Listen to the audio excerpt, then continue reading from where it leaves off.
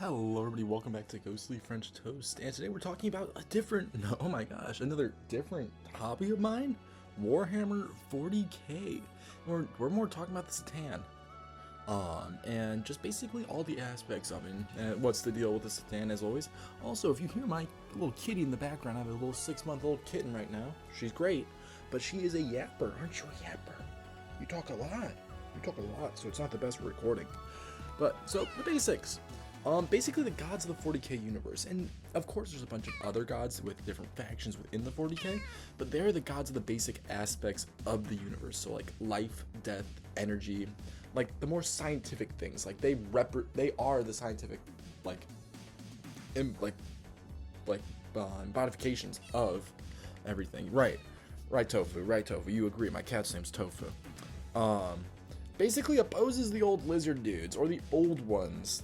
They're basically the creators of the universe, so you have basically those are the gods, so it's kind of a silly aspect. And in the grand scheme of things, they're from the beginning. They were the star gods in the name, so it's more scientific than the old ones, which seems more biblical kind of thing. So yeah, these gods were from the beginning, and they just consumed everything. They weren't the best gods, and we'll see why in a sec with the Necrons, or more at the time, the Necron tiers. Basically, ancient race of Xenos, or aliens, who had basically sun cancer. Their sun basically killed them, and they kept dying. So they went to as the old lizard dudes for some immortality, and they got rejected. We don't know why they got rejected, we just know they got rejected. And this kind of pissed them off. They got a little sad about it. So they made a deal with the perfectly normal sounding guy named the Deceiver. So the Deceiver is a Satan. We're going to talk about him in a sec. Meets the Satan, and basically they're turned into metal dudes through something called biotransference, which is basically turning living flesh into metal tissue. And this basically caused a lot of the regular Necron tiers to basically go numb with emotions. They're just robots. Well, some of the higher ones like the Silent King, and other high, like, powerful Necron tiers kept some of their humanity. And once they basically joined forces and allied themselves with the Satan, they basically called something called the War in Heaven, which seems pretty low-key down here, not gonna lie. Pretty chill.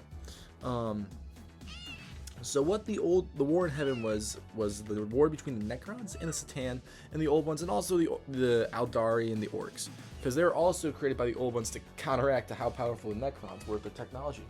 Hey, don't mess with that, buddy. You're staying You're staying over here.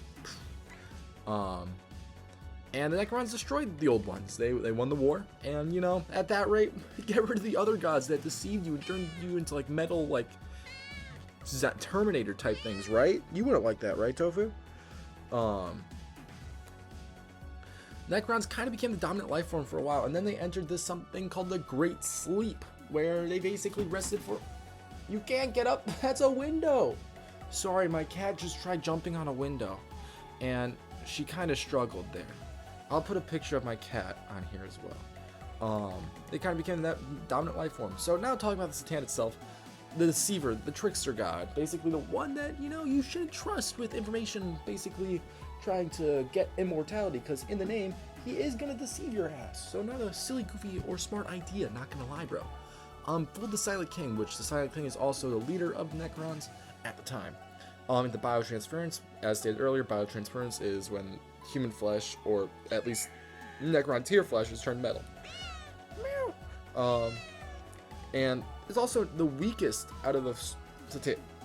That's why he uses tricks and deceptions to basically gain power within the universe itself. Now, Nightbringer, literal death. The first of the Satan, because death was probably the first aspect of creation. If you have life, you also have to have death. And this is death no matter what you are. This is the embodiment of death. Where even when, because what happened was after the Necrons beat the Catan, they were basically used as batteries or shards in this world, which even scared the Necrons when they had to summon basically this force of nature, just death, because even they could die, even though they're supposed to be immortal due to reanimation protocols, which I'll talk about in a Necron video at some point. The Void Dragon, locked under Mars, kind of a silly, goofy guy.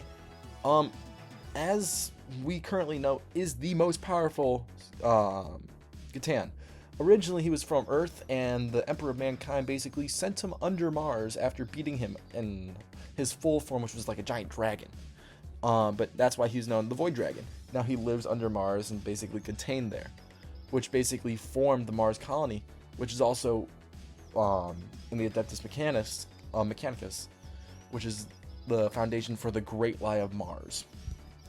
Nu is kind of God in the setting, which it's funny that you can also just place a god on the table. He's my big one that I really want to get right now because I'm currently working on a Necron army.